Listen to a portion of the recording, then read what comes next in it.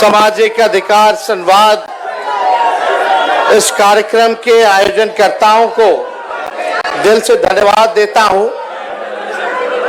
और ये फुलपरास की धरती समाजवादियों का घर रहा है।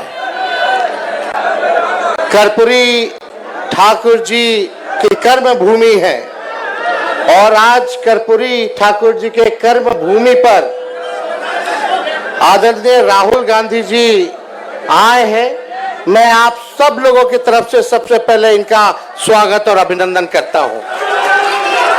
दीपांकर जी, मुकेश साहनी जी, हमारे बड़े भाई वेणुगोपाल जी, मनोज झा जी, संजय यादव जी, राजेश राम जी, सभी मंच पे सम्मानित हमारे नेता पदाधिकारी और दूर दराज से फुलपरास से आए हुए ही नहीं बल्कि पूरे मधुबनी जिला से आए हुए आप सब लोगों का तेजस्वी आप सब लोगों को सलाम प्रणाम आदाब करता है, आप लोगों का स्वागत करता है।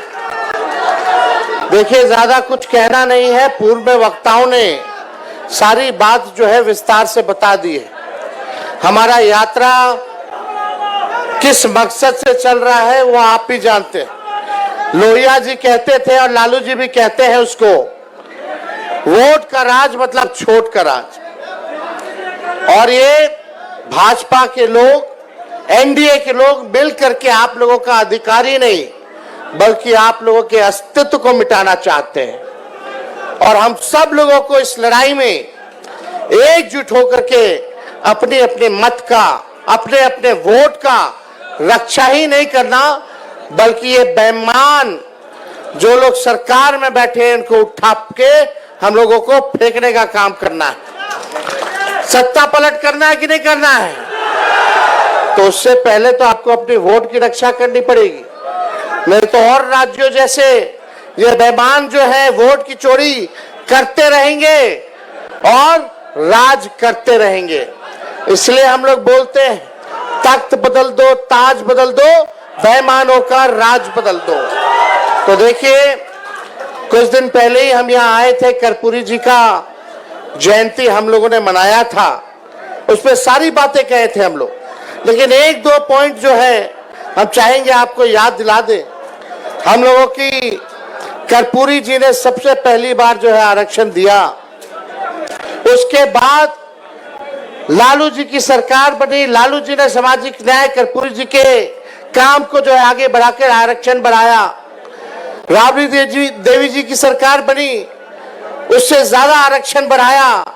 और जब हम लोगों की 17 महीने की महागठबंधन की सरकार बनी तो सबसे ज्यादा आरक्षण हम लोगों ने दिया और 65% आरक्षण हम लोगों ने बढ़ाया, टोटल 75% EWS को मिला करके।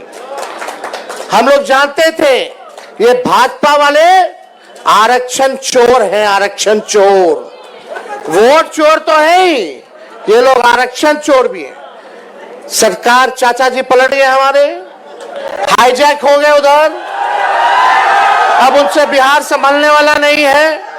अब दिल्ली से मोदी जी, अमित शाह जी सरकार चला रहे हैं, लेकिन इस उम्र में हमको उनकी फिक्र होती है।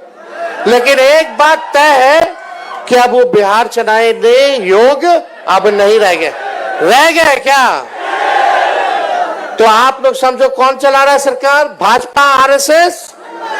अब आप लोगों को तय करना है कि नेहरू जी, बीपी मंडल जी, कर्पूरी जी, अंबेडकर जी की धारा एक तरफ है और दूसरी धारा गोवलकर और गोडसे की है। आप लोग कौन से धारा को चुनने का काम कीजिएगा? कैसी सरकार चाहिए ये आप लोगों को तय करना है। ये भाजपा वाले लोग आरक्षण चोर, हम लोगों ने जो आरक्षण बढ़ाया था इसको खत्म कर दिया। हम लोग कहते रह गए चीख चीख के, अनुसूची 9 में डालिए।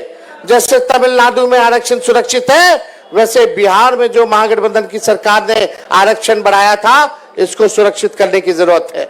और यही नहीं, अगर आप लोग सरकार बनाइएगा तो आप जानते हैं मंडल कमीशन की जितनी सिफारिशें थी केवल 4 से 5% इंप्लीमेंट हुआ है। हमारी सरकार बनेगी, इंडिया की सरकार बनेगी, तो आप समझिए सारी सिफारिशों को हम लोग जो है लागू कराने का काम करेंगे और सबको जो है अधिकार देने का काम किया जाएगा। तो ज्यादा कुछ ना कहते हुए आगे यात्रा में भी हम सब लोगों को जाना है और राहुल गांधी जी को भी आपके समक्ष जो है बात रखनी है। लेकिन एक बार बताइए, आरक्षण चोर कौन है? जोर से बोलिए। और वोट चोर? अब इन लोगों को हिसाब किताब बता देना है। 2 लोग गुजरात से तय करेंगे कि बिहारी का कौन कौन बिहारी वोटर होगा।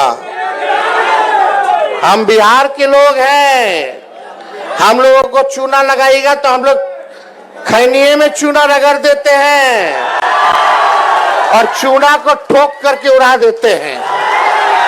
चलने वाला नहीं है, एक बिहारी सब पर भारी। तो आप सब लोग वादा कीजिए, पूरे इंडिया गठबंधन मजबूती के साथ चुनाव लड़ेगा। जो भी साथी चुनाव लड़ेंगे, आपको कैंडिडेट नहीं देखना है, आपको संविधान और लोकतंत्र को देखना है। राहुल जी और लालू जी को आप लोग देख करके वोट देने का काम कीजिए। इन्हीं चंद शब्दों के साथ आप सब लोगों को दिल से धन्यवाद, बहुत बहुत धन्यवाद। जय हिंद, जय बिहार।